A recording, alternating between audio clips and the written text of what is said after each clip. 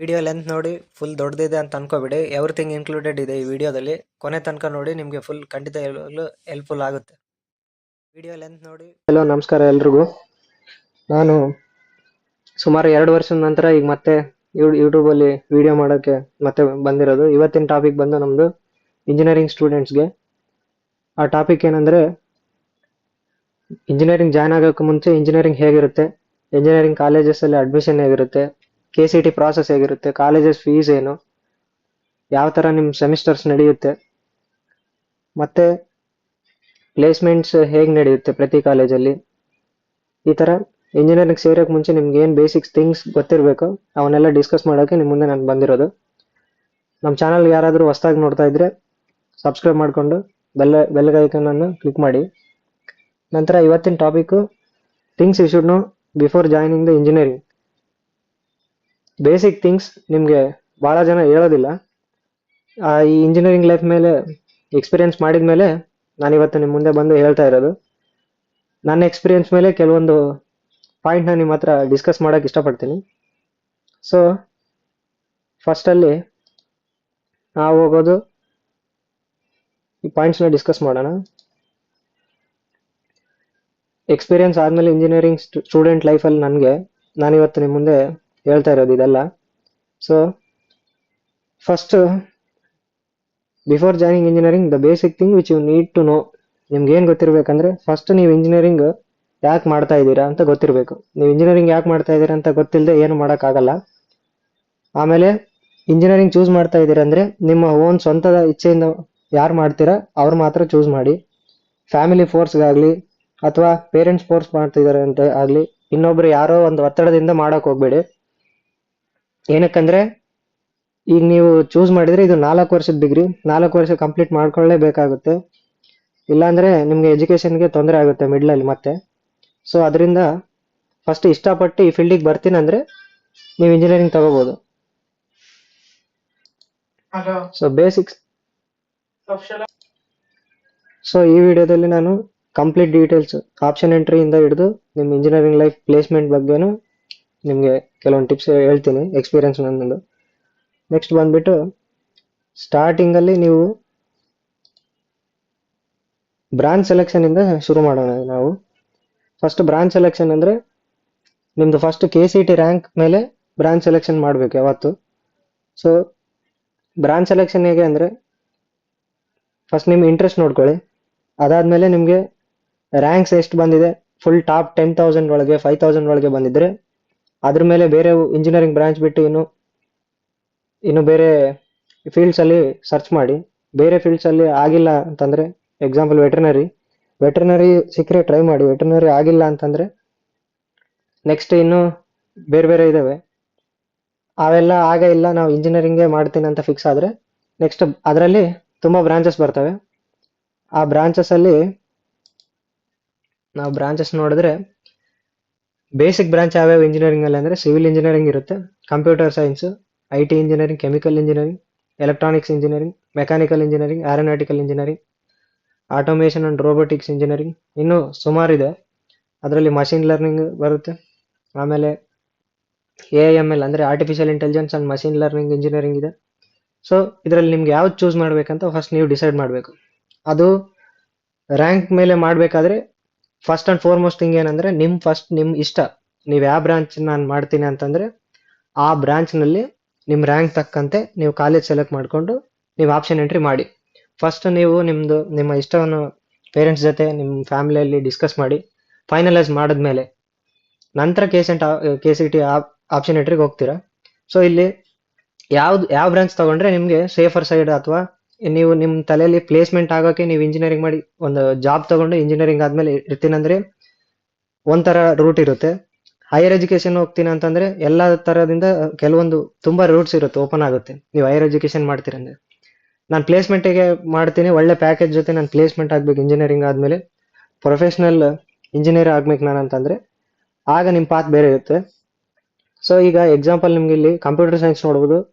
ಈಗಿನ ಕಾಲದಲ್ಲಿ ಈ ಕರೆಂಟ್ ಸಿಚುವೇಶನ್ ಸಿನಾರಿಯೋ ಅದು ನೋಡಿದ್ರೆ 90 to 80% ಆಫ್ ದ ಈ KCT ಆಸ್ಪಿರೆಂಟ್ಸ್ ಆಗಲಿ, ಮ್ಯಾನೇಜ್ಮೆಂಟ್ ಸ್ಟೂಡೆಂಟ್ಸ್ ಆಗಲಿ, ಅವರು ಟ್ರೈ ಮಾಡೋದೇ ಕಂಪ್ಯೂಟರ್ ಸೈನ್ಸ್ ಫೀಲ್ಡಿಗೆ ಬರೋಕ್ಕೆ.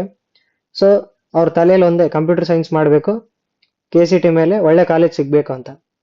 ರಿಗಾರ್ಡ್ಲೆಸ್ ಅವರು KCT ರ್ಯಾಂಕ್ ಏನಿರುತ್ತೆ ಅದು ಹೈ ಇದ್ರೂ ಅವ್ರಿಗೆ ಒಳ್ಳೆ ಕಾಲೇಜ್ ಬೇಕನ್ನೋ ಥಾಟ್ ಇರುತ್ತೆ. ಸೊ ಇಲ್ಲಿ ನೀವು ಹೈಯೆಸ್ಟ್ ರ್ಯಾಂಕ್ ಇದ್ರೂ ಕೆಲವೊಂದ್ಸರಿ ಒಳ್ಳೆ ಕಾಲೇಜ್ ಸಿಗೋ ಚಾನ್ಸಸ್ ಇರುತ್ತೆ, ಬೇಸ್ಡ್ ಆನ್ ನೀವು ಆಪ್ಷನ್ ಎಂಟ್ರಿ ಯಾವ ತರ ಮಾಡ್ತೀರಾ ಅನ್ನೋದ್ಮೇಲೆ. ಸೊ ಇದರಲ್ಲಿ ಈಗ 80% ನಾನು ನೋಡ್ದಂಗೆ ಈಗ ಎಲ್ಲ ನಡೀತಾ ಇರೋದು ಕಂಪ್ಯೂಟರ್ ಸೈನ್ಸ್. ಸೊ ನೀವು ಕಂಪ್ಯೂಟರ್ ಸೈನ್ಸ್ ತಗೊಂಡ್ರೆ ಅದರಲ್ಲಿ ಮತ್ತೆ ಒಂದೊಂದು ಕಾಲೇಜಸ್ ಏನ್ ಮಾಡುತ್ತೆ ಪ್ರೈವೇಟ್ ಮತ್ತೆ ಆ ತರ. ಇದರಲ್ಲಿ ಎರಡು ಬರುತ್ತೆ, ಒಂದು VTU ಅಂತ ಬರುತ್ತೆ, ಇನ್ನೊಂದು ಪ್ರೈವೇಟ್ ಆ ತರ ಇರುತ್ತೆ. VTUಗೆ ಅಫಿಲಿಯೇಟೆಡ್ ಯಾವ್ಯಾವ ಕಾಲೇಜ್ ಇರುತ್ತೆ ಅಂತ ನಿಮ್ಮ ಹತ್ರ ಲಿಸ್ಟ್ ಇರುತ್ತೆ ಆಲ್ರೆಡಿ, ಇಲ್ಲಾಂದ್ರೆ ಗೂಗಲ್ಗೆ ಹೋಗಿ ಜಸ್ಟ್ ಸರ್ಚ್ ಮಾಡಿ. ಈ VTU ಅಂತಂದ್ರೆ ಏನಂದ್ರೆ ಸೇಮ್ ಇಲ್ಲಿವರೆಗೂ ನೀವು 12th board exam 10th board exam ಹೇಗೆ ಬರ್ದಿದ್ರಿ ಸೇಮ್ ಅದೇ ತರ ಆ ಬೋರ್ಡ್ ಇಂದ ಪೇಪರ್ ಸೆಟ್ ಆಗುತ್ತೆ. ನಿಮ್ಮ ಕಾಲೇಜಲ್ಲಿ ಟೀಚಿಂಗ್ ನಡೀತಾ ಇರುತ್ತೆ, ಅದಕ್ಕೆ ಸೆಮಿಸ್ಟರ್ ಎಂಡ್ ಅಲ್ಲಿ ಎಕ್ಸಾಮಿನೇಷನ್ ಅವ್ರು ಮಾಡ್ತಾರೆ, ಇಂಟರ್ನಲ್ಸ್ ಇರ್ತವೆ.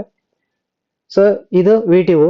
ನೀವು ಪ್ರೈವೇಟ್ ಯೂನಿವರ್ಸಿಟಿಗೆ ಬಂದ್ರೆ just examination, final exam, semester end, assignments, mid sem ಅಥವಾ ಏನ್ ನೀವು ಇಂಟರ್ನಲ್ಸ್ ಅಂತ ಕರೀತೀರ ಅದನ್ನ ಇವರೇ ನಡೆಸ್ಕೊಡ್ತಾರೆ. ಯಾವ ಬೋರ್ಡಲ್ಲೂ ಹೋಗಲ್ಲ, ನಿಮ್ಗೆ ಯಾರು ಟೀಚ್ ಮಾಡಿರ್ತಾರೆ ಅವರೇನೆ ನಿಮ್ ಪೇಪರ್ಸ್ ಕರೆಕ್ಷನ್ ಮಾಡಿ ಅವರೇ ರಿಸಲ್ಟ್ಸ್ ಬಿಡ್ತಾರೆ. ಬಟ್ VTUಗೆ ಸೇರಿದ್ರೆ ಅದು ಒಂದು ಬೋರ್ಡ್ಗೆ ಹೋಗುತ್ತೆ, VTU ಅಫಿಲಿಯೇಟೆಡ್ ವಿಶ್ವೇಶ್ವರಯ್ಯ ಯೂನಿವರ್ಸಿಟಿ ಅಂತ. ಸೊ ಅಲ್ಲಿ ಹೋಗುತ್ತೆ, ಅಲ್ಲಿ ನಿಮ್ ಪೇಪರ್ ಕರೆಕ್ಷನ್ ಆಗಿ ಅಲ್ಲಿಂದ ರಿಸಲ್ಟ್ಸ್ ನಿಮ್ಗೆ ಬರುತ್ತೆ. ಸೊ VTU ಅಲ್ಲಿ ಮಾಡಿದ್ರು ಕೆಲವೊಂದು ಅಡ್ವಾಂಟೇಜಸ್ ಇರುತ್ತೆ, ನೀವು ಪ್ರೈವೇಟ್ ಯೂನಿವರ್ಸಿಟಿ ಮಾಡಿದ್ರು ಕೆಲವೊಂದು ಅಡ್ವಾಂಟೇಜಸ್ ಇರುತ್ತೆ. ಬೇಸ್ಡ್ ಆನ್ ಕಾಲೇಜ್ ಅಷ್ಟೇ, ನಿಮ್ಗೆ ಸಿಗ್ತಕ್ಕಂಥ ಕಾಲೇಜ್ ಮೇಲೆ ನಿಮ್ದು ಇರುತ್ತೆ.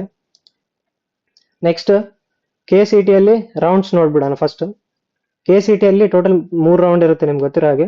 ಅದರಲ್ಲಿ ಫಸ್ಟ್ ರೌಂಡ್, ಸೆಕೆಂಡ್ ರೌಂಡ್ ಮತ್ತೆ ಕೊನೆ ರೌಂಡ್. ಅದರಲ್ಲಿ ಹೇಗೆ ಅಂದ್ರೆ ಅದಕ್ಕಿಂತ ಮುಂಚೆ first what is mock-up round ಅಂತ ನೀವು ಕೇಳ್ತೀರ. ಮಾಕಪ್ ರೌಂಡ್ ಅಂದ್ರೆ ನನ್ನ ನಾಲೆಜ್ ಪ್ರಕಾರ ನಿನ್ನೆ ಬಿಟ್ಟಿರ್ಬೇಕು KCT ಅವರು ಆಪ್ಷನ್ ಎಂಟ್ರಿ ಲಿಂಕ್ ಅನ್ನು ಎನೇಬಲ್ ಮಾಡಿರ್ಬೇಕು. ನೀವಲ್ಲಿ ಆಪ್ಷನ್ ಎಂಟ್ರಿ ಈಗಾಗಲೇ ಕೆಲವೊಂದು ಸ್ಟೂಡೆಂಟ್ಸ್ ಮಾಡಿರ್ತೀರ, ಆಲ್ಮೋಸ್ಟ್ ಆಲ್ 50%. ಇನ್ನು ಮಾಡಿರೋರು ಕೂಡ ಇದನ್ನ ತಿಳ್ಕೊಬೇಕು. ಮಾಕಪ್ ರೌಂಡ್ ಅಲ್ಲಿ ಹೆಂಗಂದ್ರೆ ಫಸ್ಟ್ ರೌಂಡ್ ಅಲ್ಲಿ ನೀವು ಯಾವ ವೈಸ್ ಕಾಲೇಜಸ್ನ ಅರೇಂಜ್ ಮಾಡಿರ್ತೀರಿ ಅದ್ರ ಮೇಲೆ ಫಸ್ಟ್ ರೌಂಡ್ ಅಲ್ಲಿ ನಿಮ್ಗೆ ಯಾವ ತರ ಸಿಗುತ್ತೆ ಸೀಟ್ಸ್, ಅದೇ ತರ as based on up to first round. ಈಗ ನಿನ್ನೆ ಮಾಡಿರ್ತಕ್ಕಂಥ ಲಿಂಕ್ ಮೇಲೆ ಯಾರ್ಯಾರು ಯಾವ ತರ ಅರೇಂಜ್ ಮಾಡಿದ್ದಾರೆ ಕಾಲೇಜ್, ಅದ್ರ ಮೇಲೆ ನಿಮ್ಗೆ ಸಿಸ್ಟಮ್ ಆಟೋ ಜನರೇಟೆಡ್ ಈ ಪ್ರಾಸೆಸ್ ಬಂದು. ಸೊ ಮಾಕಪ್ ರೌಂಡ್ ಅಲ್ಲಿ ಫಸ್ಟ್ ರೌಂಡ್ ಅಲ್ಲಿ ಹೇಗೆ ನಿಮ್ಗೆ ರಿಸಲ್ಟ್ಸ್ ಬರುತ್ತೆ ಅದೇ ತರ ಸಿಸ್ಟಮ್ ಆಟೋ ಜನರೇಟೆಡ್ ಆಗಿರುತ್ತೆ. ಆಟೋ ಜನರೇಟೆಡ್ ಅಂದ್ರೆ ಯಾರು ನಿಮ್ಗೆ ಅಸೈನ್ ಮಾಡಲ್ಲ. ಡಾಕ್ಯುಮೆಂಟ್ ವೆರಿಫಿಕೇಶನ್ ಅಲ್ಲಿ ಮೇ ಬಿ ಈ ಸಾರಿ ಫಿಸಿಕಲ್ ಆಗಿದೆಯೋ ಥ್ರೂ ಕಂಪ್ಯೂಟರ್ ಆಗಿದೆಯೋ ನನ್ಗೆ ಗೊತ್ತಿಲ್ಲ, ಅದನ್ನ ನೋಡ್ಕೊಳ್ಳಿ. ಆ ತರನೇ ಏನು ಇರಲ್ಲ, ಆಟೋ ಸಿಸ್ಟಮ್ ಜನರೇಟ್ ಮಾಡಿ ನಿಮ್ಗೆ ಆ ಲಿಂಕ್ ಮುಖಾಂತರ ಲಿಂಕ್ ಬಿಡ್ತಾರೆ KCT ಅವರು. ಸೊ ಅಲ್ಲಿ ಮಾಕಪ್ ರೌಂಡ್ ಅಲ್ಲಿ ನಿಮ್ಗೆ ಯಾವ್ದಾದ್ರು ಒಂದು ಲಿಸ್ಟ್ ಅಲ್ಲಿ ನಿಮ್ಗೆ ನಿಮ್ ರ್ಯಾಂಕ್ ಯಾವ ಮ್ಯಾಚ್ ಆಗ್ತದೆ ಆ ಕಾಲೇಜ್ ಫಸ್ಟ್ ಅಲ್ಲಿ ನಿಮ್ಗೆ ಅಸೈನ್ ಆಗ್ತದೆ. ಅದಾದ್ಮೇಲೆ ಮತ್ತೇನು ಎನೇಬಲ್ ಮಾಡ್ತಾರೆ. ಅದಾದ್ಮೇಲೆ ನೀವು ಕಾಲೇಜಸ್ ಹೊಸ ಆಡ್ ಮಾಡ್ಬೋದು ಮತ್ತೆ ರಿಮೂವ್ ಮಾಡ್ಬೋದು, ನಿಮ್ಮ ಆಪ್ಷನ್ ಆಗ. ಅದಾದ್ಮೇಲೆ ಕೆಲವೊಂದು ಟೈಮ್ ಕೊಡ್ತಾರೆ, ಕೆಲವೊಂದಿಷ್ಟು ಅಂತ 1 ಡೇ ಇಲ್ಲ ಅಥವಾ 2 ಡೇಸ್ ಆ ತರ ಕೊಡ್ತಾರೆ. ಮತ್ತೆ ಅದು ಸ್ಟಾಪ್ ಆದ್ಮೇಲೆ ಹೊಸ ಲಿಂಕ್ ಬಿಡ್ತಾರೆ. ಅದು ಏನಂದ್ರೆ ಡೈರೆಕ್ಟ್ ಫಸ್ಟ್ ರೌಂಡ್ ರಿಸಲ್ಟ್ಸ್ ಬಿಡ್ತಾರೆ. ಆ ಫಸ್ಟ್ ರೌಂಡ್ ರಿಸಲ್ಟ್ಸ್ ಅಲ್ಲಿ ಸೇಮ್ ಮಾಕಪ್ ರೌಂಡ್ ಅಲ್ಲಿ ಕೆಲವೊಬ್ರಿಗೆ ಹೆಂಗಾಗುತ್ತೆ ಅಂದ್ರೆ ಮಾಕಪ್ ರೌಂಡ್ ಅಲ್ಲಿ ಏನ್ ಸಿಕ್ಕಿರುತ್ತೆ ಕಾಲೇಜು ಆಸ್ ಯೂಶುವಲ್ ಅವ್ರು ಅದೇ ತರ ಬಿಟ್ಟಿದ್ರೆ ಏನು ಎಡಿಟ್ ಮಾಡಿದ್ದೇನೆ ಅವ್ರಿಗೆ ಅದೇ ಕಾಲೇಜ್ ಸಿಗೋಂತ ಚಾನ್ಸಸ್ ಇರುತ್ತೆ. ಇನ್ ಕೇಸ್ ಆ ಕಾಲೇಜು ಸಿಗ್ಲಾರ್ದಂತ ಚಾನ್ಸಸ್ ಇರುತ್ತೆ, ಯಾಕಂದ್ರೆ ಕೆಲವೊಂದು ಸ್ಟೂಡೆಂಟ್ಸ್ 50% ಮಾರ್ಕಪ್ ರೌಂಡ್ ಆದ್ಮೇಲೆ ಅವ್ರಿಗೆ ಯಾವ್ದು ಸಿಗಲ್ಲ, ಇನ್ನು ಯಾವ್ದು ಚೆನ್ನಾಗಿರುತ್ತೆ ಬೆಟರ್ ಕಾಲೇಜ್ ಇರುತ್ತೆ ಅಲ್ವಾ, ಆ ಕಾಲೇಜ್ಗೆ ಅವ್ರು ಸೆಟ್ ಮಾಡಿರ್ತಾರೆ ಮತ್ತೆ ರಿಅರೇಂಜ್ ಮಾಡಿರ್ತಾರೆ. ಸೊ ಆ ಕಾರಣದಿಂದಾಗಿ ಸಿಕ್ಕಿರೋರಿಗೆ ಅದೇ ಸಿಗ್ಬೋದು, ಸಿಗ್ದೇನೆ ಇರ್ಬೋದು. ಈ ತರ ಫಸ್ಟ್ ರೌಂಡ್ ರಿಸಲ್ಟ್ಸ್ ಇರುತ್ತೆ. ಫಸ್ಟ್ ರೌಂಡ್ ಅಲ್ಲಿ ಯಾರ್ಯಾರಿಗೆ ಸಿಗುತ್ತೆ ಅವರು ಅಲ್ಲಿ 4 ಆಪ್ಷನ್ ಬಿಡ್ತಾರೆ. ಆಪ್ಷನ್ ಎ ಅಂದ್ರೆ ಈಗ ಸಿಕ್ಕಿರೋ ಕಾಲೇಜಸ್ ನನಗೆ ಸ್ಯಾಟಿಸ್ಫ್ಯಾಕ್ಷನ್ ಇದೆ, ಆ ಕಾಲೇಜ್ ನಾನು ಜಾಯ್ನ್ ಆಗ್ತೀನಿ ಅಂತ. ಇಲ್ಲ ಆಪ್ಷನ್ ಬಿ ಏನಂದ್ರೆ ಆ ಕಾಲೇಜ್ ಸ್ಯಾಟಿಸ್ಫ್ಯಾಕ್ಷನ್ ಇದೆ but I will try better college ಅಂತ.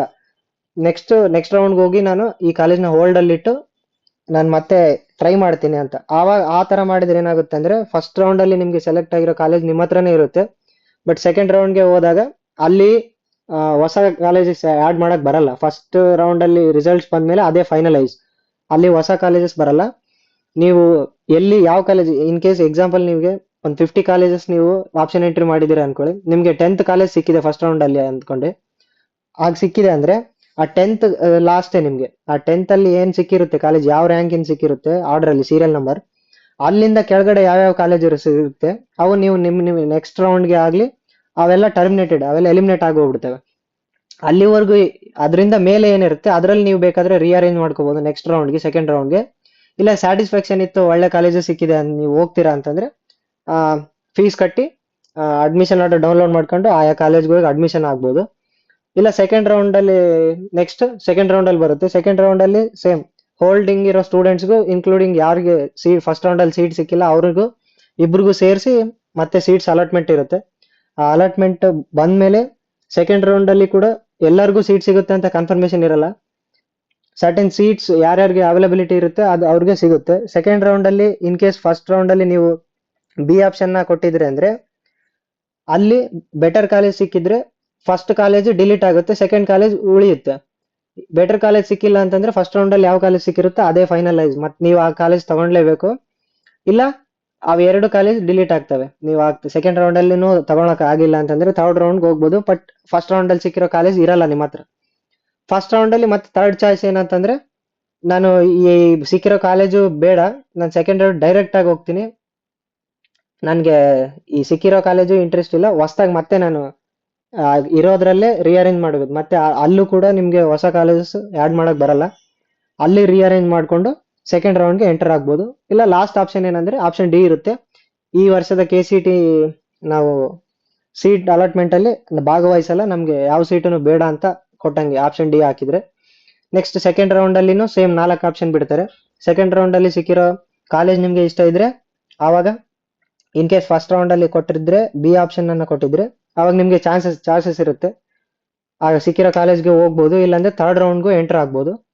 ಇಲ್ಲ ಯಾರಿಗೆ ಸಿಕ್ಕಿಲ್ಲ ಅವ್ರಿಗೆ ಲಾಸ್ಟ್ ಚಾಯ್ಸ್ ಏನಂದ್ರೆ ಥರ್ಡ್ ರೌಂಡ್ ಅಂದ್ರೆ ಅದು ಅಫಿಷಿಯಲಿ ಥರ್ಡ್ ರೌಂಡ್ ಅಂತ ಮಾಡಲ್ಲ, ಅದು ಸೀಟ್ ಉಳಿಕೆ ಯಾವ್ಯಾವ ಉಳಿಕೆ ಆಗಿರುತ್ತೆ ಯಾವ್ಯಾವ ಕಾಲೇಜಲ್ಲಿ ಆ ಸೀಟ್ಸ್ ನ ತಗೊಂಡು ಅದು ಲಾಸ್ಟ್ ರೌಂಡ್ ಅಂತ ಮಾಡ್ತಾರೆ.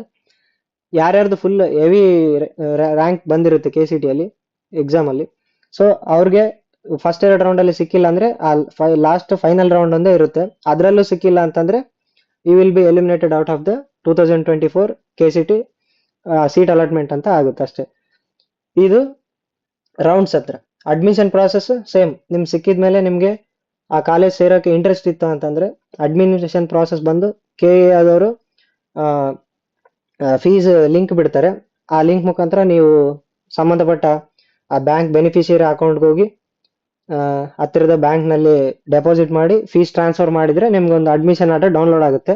ಆ ಅಡ್ಮಿಷನ್ ಆರ್ಡರ್ ಡೌನ್ಲೋಡ್ ಆಗಿದ ತಕ್ಷಣ ಅದರಲ್ಲಿ ಡೇಟ್ ಇರುತ್ತೆ, ಈ ದಿನಾಂಕದೊಳಗೆ ನೀವು ಅಡ್ಮಿಷನ್ ಆಗ್ಬೇಕಂತ. 2 to 3 ಡೇಸ್ ಅಥವಾ 4 ಡೇಸ್ ವರೆಗೂ ಇರ್ಬೋದು. ಆ ದಿನಾಂಕದ ಒಳಗೇನೆ ನೀವು ನಿಮ್ಮ ಯಾವ ಕಾಲೇಜ್ ಅಲರ್ಟ್ ಆಗಿರುತ್ತೆ ಆ ಕಾಲೇಜ್ಗೆ ಹೋಗಿ ಆ ಅಡ್ಮಿಷನ್ ಆರ್ಡರ್ ತಗೊಂಡೋಗಿ ಅದ್ರ ಜೊತೆ ಒರಿಜಿನಲ್ ಡಾಕ್ಯುಮೆಂಟ್ಸ್ ಎಲ್ಲ ತಗೊಂಡೋಗಿ ಅಲ್ಲಿ ಅಡ್ಮಿಷನ್ ಮಾಡಿಸ್ಬೇಕು.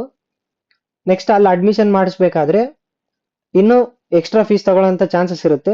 ಆಲ್ಮೋಸ್ಟ್ ಅಲ್ಲಿ ಎಲ್ಲ ಕಾಲೇಜಸ್ ಅಲ್ಲಿ ಸೇಮ್ ತಗೊಳ್ಳಲ್ಲ, ಬೇಸ್ಡ್ ಅಪಾನ್ ಕಾಲೇಜಸ್ ಇರುತ್ತೆ. ಪ್ರೈವೇಟ್ ಯೂನಿವರ್ಸಿಟಿ ಆದ್ರೆ ಅದು ಜಾಸ್ತಿ ಇರುತ್ತೆ.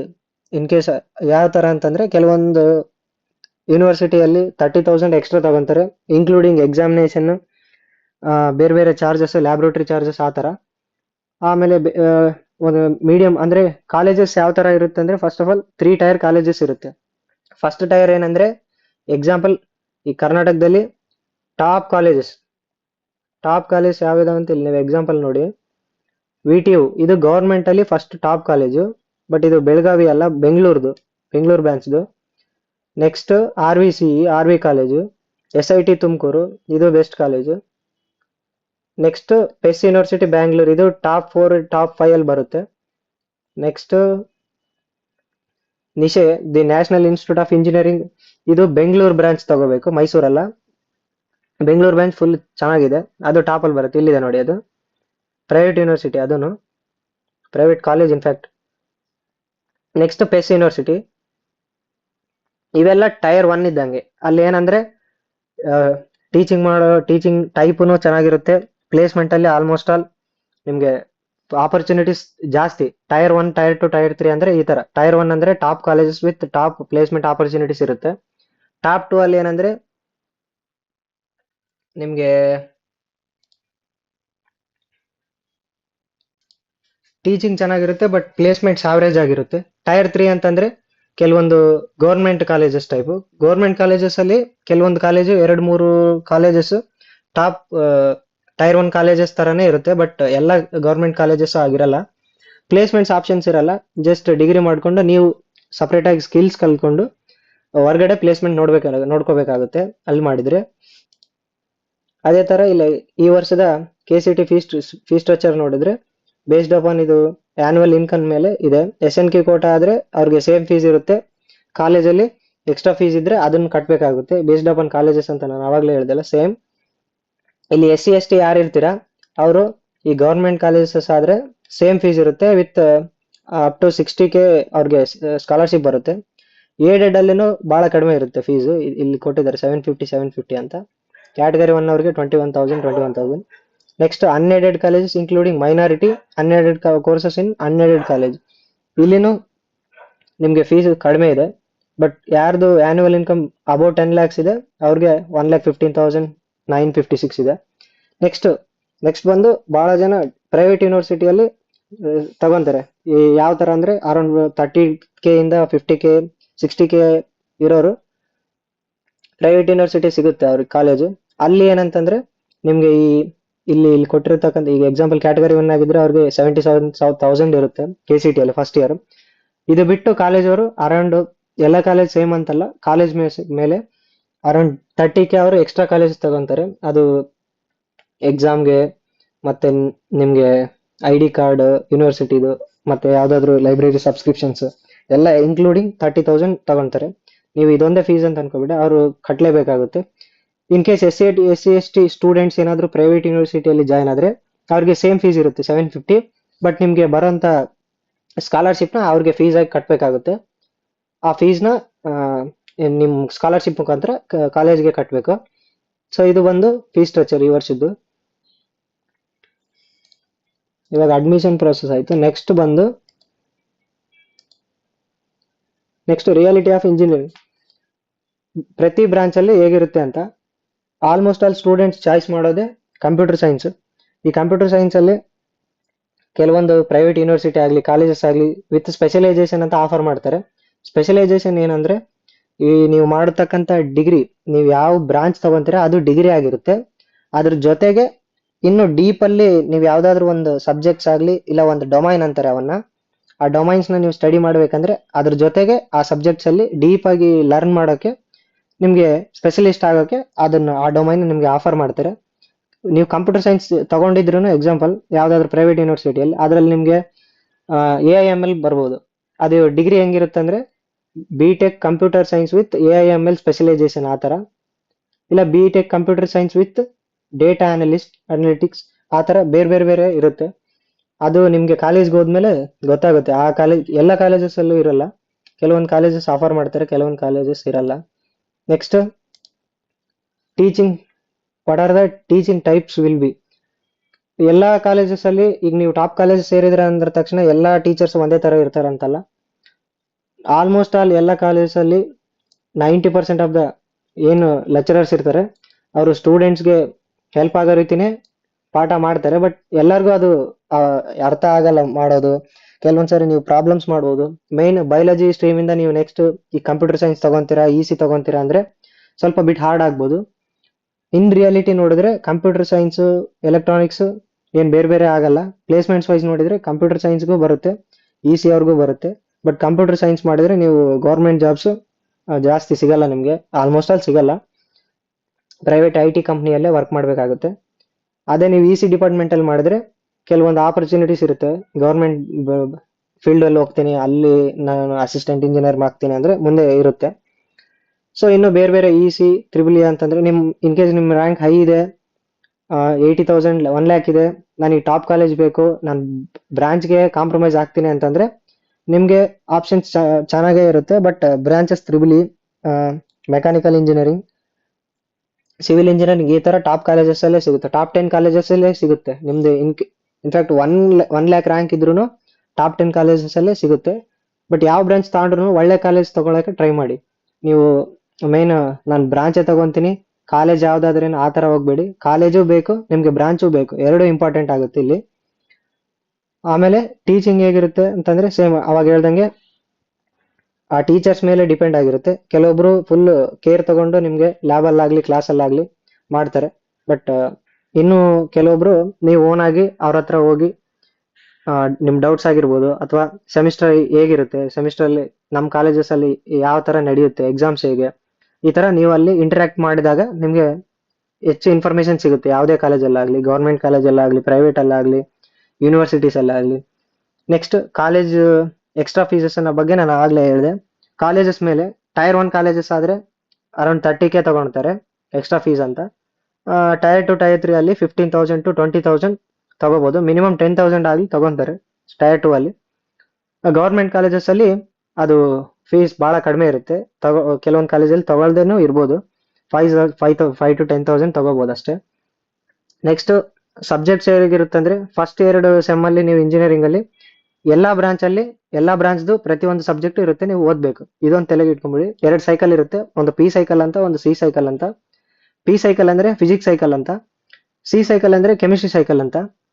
ನೀವು ವಿ ಟಿ ಯು ಕಾಲೇಜಲ್ಲಿ ಅಥವಾ ಪ್ರೈವೇಟ್ ಯೂನಿವರ್ಸಿಟಿಯಲ್ಲಿ ಆಗಿದ್ರು ಕೂಡ ಮೋಸ್ಟ್ ಆಫ್ ದ ಕಾಲೇಜಸ್ ಅಲ್ಲಿ ಪಿ ಸೈಕಲ್ ಮಾಡಿದ್ರೆ ಫಿಸಿಕ್ಸ್ ನಿಮ್ಗೆ ಮೇನ್ ಸಬ್ಜೆಕ್ಟ್ ಆಗಿರುತ್ತೆ. ಫಿಸಿಕ್ಸ್ದು ಲ್ಯಾಬ್ ಇರುತ್ತೆ, ಕೆಮಿಸ್ಟ್ರಿ ಸಬ್ಜೆಕ್ಟ್ ಇರಲ್ಲ ಆ ಸೆಮ್ಮು. ನೀವು ಇನ್ನೊಂದು ಸೆಮ್ಮು ಈ ಫಸ್ಟ್ ಪಿ ಸೈಕಲ್ ಓದಿದ್ರೆ ಇನ್ನೊಂದು ಸಿ ಸೈಕಲ್ ಅಲ್ಲಿ ಕೆಮಿಸ್ಟ್ರಿ ಇರುತ್ತೆ, ಕೆಮಿಸ್ಟ್ರಿ ಲ್ಯಾಬ್ ಇರುತ್ತೆ, ಆವಾಗ ಫಿಸಿಕ್ಸ್ ಇರಲ್ಲ. ಈ ತರ ನೀವು ಫಸ್ಟ್ 2 ಸೆಮ್ ಅಲ್ಲಿ ಯಾವುದು ಕೆಮಿಕಲ್ ಇಂಜಿನಿಯರಿಂಗ್ ಆಗಲಿ, ಫಿಸಿಕ್ಸ್ ಆಗಲಿ, ಕೆಮಿಸ್ಟ್ರಿ ಆಗಲಿ, ಸಿವಿಲ್ ಆಗಲಿ, ಮೆಕ್ಯಾನಿಕಲ್ ಆಗಲಿ, ಎಲ್ಲ ಬ್ರಾಂಚ್ ಇಂದ ಒಂದೊಂದು ಸಬ್ಜೆಕ್ಟ್ಸ್ ಇರುತ್ತೆ. ಅವು ನೀವು ಓದಿ ಪಾಸ್ ಮಾಡಲೇಬೇಕು. ಆಮೇಲೆ ನೆಕ್ಸ್ಟ್ ಲರ್ನಿಂಗ್ ಪ್ರಾಸೆಸ್ ಏನಂದ್ರೆ, ಯಾವುದೇ ಕಾಲೇಜಸ್ ಅಲ್ಲಾಗ್ಲಿ ಮಾರ್ನಿಂಗ್ ಟು ಈವ್ನಿಂಗ್ ಇರುತ್ತೆ ಕೆಲವೊಂದು ಕಾಲೇಜಸ್ ಅಲ್ಲಿ. ಈಗ ನಿಮ್ ಇಷ್ಟ ದಿನ ಹೆಂಗೆ ಪಿ ಯು ಸಿ ಅಲ್ಲಿ ಮಾರ್ನಿಂಗ್ ಟು ಈವ್ನಿಂಗ್ ಓದಿ ಮತ್ತೆ ಸ್ಟಡಿ ಅವರ್ಸ್ ಓದಿ, ಆ ತರ ಈ ಇಂಜಿನಿಯರಿಂಗ್ ಬಂದ್ರೆ ಆ ತರ ಇರಲ್ಲ. ನಿಮ್ಗೆ ಯಾರು ಎಕ್ಸ್ಟ್ರಾ ಕ್ಲಾಸಸ್ ತಗೊಳ್ಳೋದಾಗ್ಲಿ, ಇಲ್ಲ ನಿಮ್ ಕೇರ್ ಮಾಡಿ ನಿಮ್ಗೆ ಎಕ್ಸ್ಟ್ರಾ ಫೋರ್ಸ್ ಹಾಕಿ ಯಾರು ಮಾಡಕ್ ಟ್ರೈ ಮಾಡಲ್ಲ. ನೀವೇ ಓನ್ ಆಗಿ ಓದ್ಬೇಕು. ಮೇನ್ ಸೆಲ್ಫ್ ಸ್ಟಡಿ ಇಲ್ಲಿ ಮ್ಯಾಟರ್ ಆಗೋದು.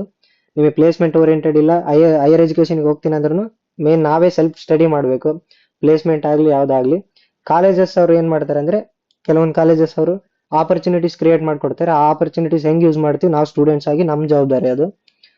ಇನ್ನು ಟೈರ್ 3 ಟೈರ್ 4 ಕಾಲೇಜಸ್ ಆದ್ರೆ ಅಲ್ಲಿ ಆಪರ್ಚುನಿಟೀಸ್ ಕೂಡ ಕಡಿಮೆ ಇರುತ್ತೆ. ಸೊ ಇಲ್ಲಿ ಲರ್ನಿಂಗ್ ಪ್ರಾಸೆಸ್ ಬಂದು ಮೇನ್ ಸೆಲ್ಫ್ ಡಿಪೆಂಡೆನ್ಸ್ ಅಷ್ಟೇ. ನೀವು ಕ್ಲಾಸ್ ಅಲ್ಲಿ ಹೆಂಗ್ ಕೇಳ್ತೀರಾ, ಇನ್ ಕೇಸ್ ಇನ್ಫ್ಯಾಕ್ಟ್ 90 to 100% ಅಲ್ಲಿ ಕಾಲೇಜಸ್ ಅಲ್ಲೂ ನೀನು ನೀನ್ ಹೇಗೆ ಓದ್ತಿದ್ಯಾ, ನಿನ್ ಪರ್ಫಾರ್ಮೆನ್ಸ್ ಹೇಗಿದೆ, ಸೆಮಿಸ್ಟರ್ ಅಲ್ಲಿ ಹೇಗೆ ಮಾಡ್ತಿದ್ಯಾ, ಇದು ಯಾರು ಕೇರ್ ಮಾಡಲ್ಲ.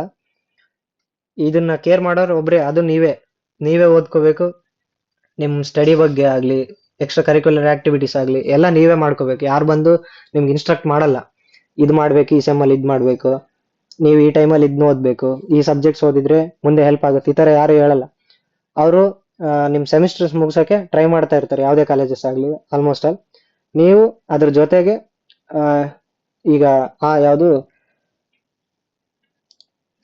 ಸೊ ಈ ಸೆಲ್ಫ್ ಸ್ಟಡಿಯಲ್ಲಿ ನಿಮ್ ಕಾಲೇಜಸ್ ಆಗ್ಲಿ, ಹತ್ರದಲ್ಲಿರೋ ಲೈಬ್ರರೀಸ್ ಆಗ್ಲಿ, ಬೇರೆ ಬೇರೆ ಬುಕ್ಸ್ ತಗೊಂಡು, ಈ ನೀವು ಸೋಷಿಯಲ್ ಮೀಡಿಯಾ ಯೂಸ್ ಮಾಡ್ಕೊಂಡು ಯೂಟ್ಯೂಬ್ ಅಲ್ಲಿ ಚೆನ್ನಾಗಿ ಬಹಳ ಜನ ಟ್ಯುಟೋರಿಯಲ್ಸ್ ಮಾಡ್ತಾರೆ, ಕ್ಲಾಸಸ್ ಮಾಡ್ತಾರೆ. ಎಲ್ಲ ನೀವೇ ಕಲ್ತ್ಕೋಬೇಕಾಗುತ್ತೆ. ಕಂಪ್ಯೂಟರ್ ಸೈನ್ಸ್ ಜಾಯ್ನ್ ಆಗೋರು coding is the most important thing. Starting 2 years ಅಲ್ಲಿ ಇಂಜಿನಿಯರಿಂಗ್ ಸೇರಿದ ಮೇಲೆ ಏನಾಗುತ್ತೆ ಅಂದ್ರೆ, starting 2 years up to 4th sem ವರ್ಗು ನೀವು ಜಸ್ಟ್ ಸೆಮಿಸ್ಟರ್ ಪಾಸ್ ಮಾಡ್ತೀರಾ. ಬೇರೆ ಯಾವ್ದು ಸ್ಕಿಲ್ಸ್ ಡೆವಲಪ್ ಮಾಡ್ಕೊಳ್ದೆ, ಯಾವ್ದು ಪ್ರಾಜೆಕ್ಟ್ಸ್ ಅಲ್ಲಿ ಇನ್ವಾಲ್ವ್ ಆಗಿದೆ, ನಾವು ಸೆಮ್ ಪಾಸ್ ಆದ್ರೆ ಸಾಕು ಇದೇ ಇಂಜಿನಿಯರಿಂಗ್ ಈ ತರ ಅನ್ಕೊಂಡ್ಬಿಡ್ತೀರಾ. ಬಟ್ ಯಾವಾಗ ನೀವು 5th ಸೆಮ್ 6th ಸೆಮ್ಗೆ ಎಂಟರ್ ಆಗ್ತೀರಾ, ಆವಾಗ ನಿಮ್ಗೆ ಸ್ವಲ್ಪ ಹಾರ್ಡ್ ಆಗುತ್ತೆ ಸೆಮ್ ಬರ್ತಾ ಬರ್ತಾ.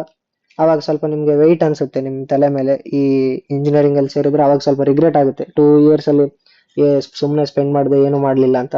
ಸೊ ಆ ಒಂದು ತಪ್ಪನ್ನ ನೀವು ಯಾರು ಮಾಡಕ್ ಹೋಗ್ಬೇಡಿ. ನೀವು ಜಾಯ್ನ್ ಆಗಿದ ತಕ್ಷಣ ಫಸ್ಟ್ ಸೆಮ್ ಇಂದಾನೆ ನಿಮ್ last 4th year 8th sem ವರ್ಗು ಫಸ್ಟ್ ಅಲ್ಲೇ ರೋಡ್ ಮ್ಯಾಪ್ ಹಾಕೊಳ್ಳಿ. ಫಸ್ಟ್ ಸೆಮ್ ಇಂದ ರೋಡ್ ಮ್ಯಾಪ್ ನ ನೀವು ಕರೆಕ್ಟ್ ಆಗಿ ಫಾಲೋ ಮಾಡಿ.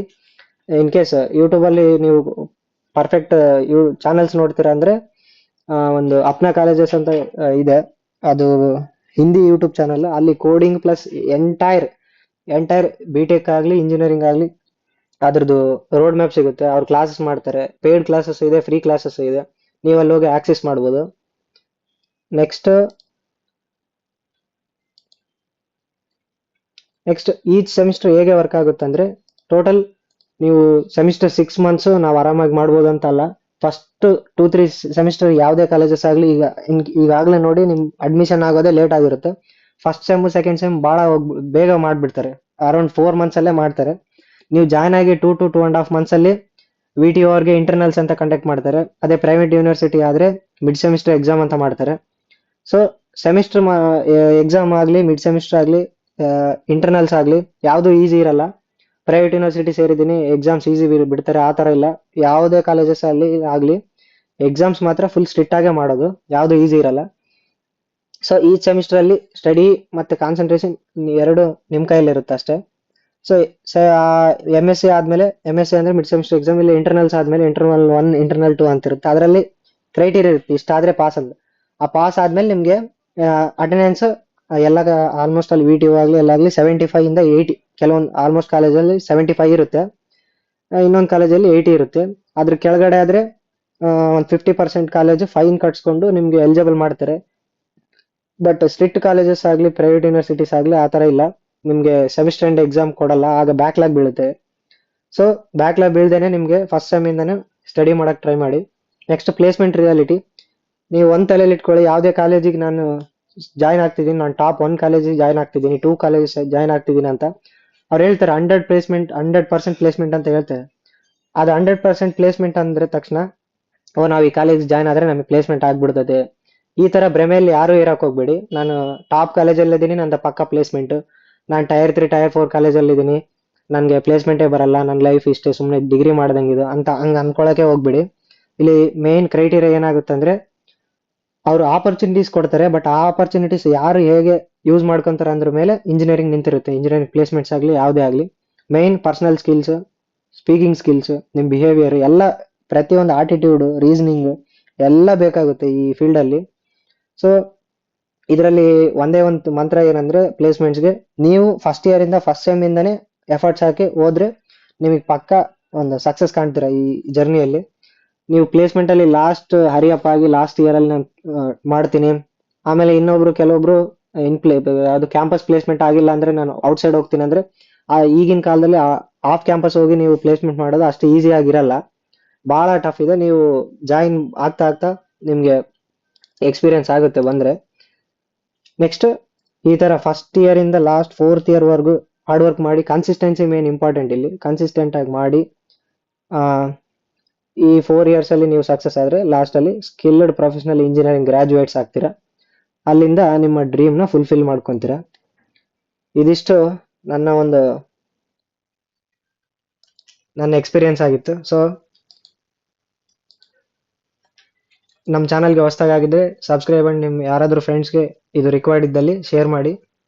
ನಿಮ್ಗೆ ಏನಾದರೂ ಇನ್ನೂ ಇಂಜಿನಿಯರಿಂಗ್ ಆಗಲಿ, ನೋಟ್ಸ್ ಆಗಲಿ, ಫಸ್ಟ್ 4 ಪ್ಲೇಸ್ಮೆಂಟ್ಸ್ ಆಗಲಿ, ನಿಮಗೆ ಏನಾದರೂ ಇನ್ಫಾರ್ಮೇಶನ್ ಬೇಕಿದ್ರೆ ಈ ವಿಡಿಯೋದ ಡಿಸ್ಕ್ರಿಪ್ಷನ್ನಲ್ಲಿ ಇನ್ಸ್ಟಾಗ್ರಾಮ್ ಲಿಂಕ್ ಕೊಟ್ಟಿರ್ತೀನಿ, ಮತ್ತೆ ಕಮೆಂಟ್ಸಲ್ಲೂ ಹಾಕಿ.